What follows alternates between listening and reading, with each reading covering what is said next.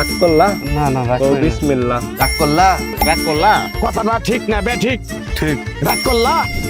রাগ করলা মাত্র 2 শব্দের এই সংলাপটি এই মুহূর্তে সামাজিক যোগাযোগ মাধ্যমে পুরো সয়লাভ হয়ে গেছে। হঠাৎ করেই নিউজ ফিড স্ক্রল করতে গিয়ে আপনার মনে হতেই পারে দেশে রাগ করার মতো বিশেষ কোনো উপলক্ষ তৈরি হলো নাকি। শুধু সামাজিক মাধ্যমেই নয়, সংলাপটি হঠাৎ করেই বন্ধুদের আড্ডাতেও সমান জনপ্রিয় হয়ে উঠেছে। রাগ করলা? রাগ করলা? রাগ করলা?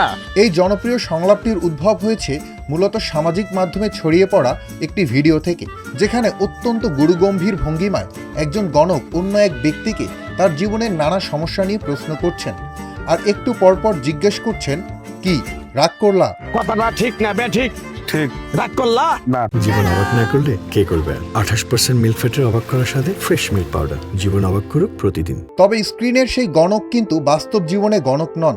তার নাম ইমান আলী। প্রায় 1.5 যুগ আগে লালমনিরহাট থেকে গাজীপুরে এসেছিলেন তিনি। শুরুতে রিক্সা চালিয়ে জীবিকা নির্বাহ করলেও মাথার ভেতর সবসময় ছিল অভিনয়ের এক অদম্য নেশা।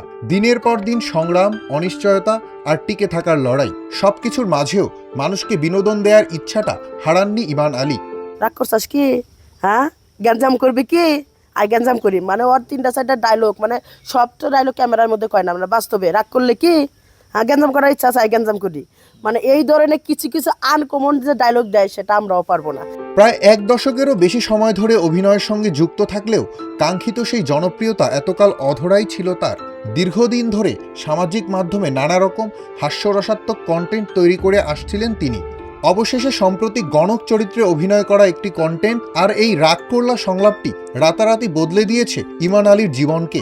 অনেকেই বলছেন বিজ্ঞাপন বা নাটকে অভিনয় করতে, তবে শুধু আকস্মিকভাবে ভাইরাল হয়েই সন্তুষ্ট থাকতে চান না ইমান আলী। আরেকবার ক বিসমিল্লাহ, আরেকবার ক সুবহানাল্লাহ। রাগ করলি?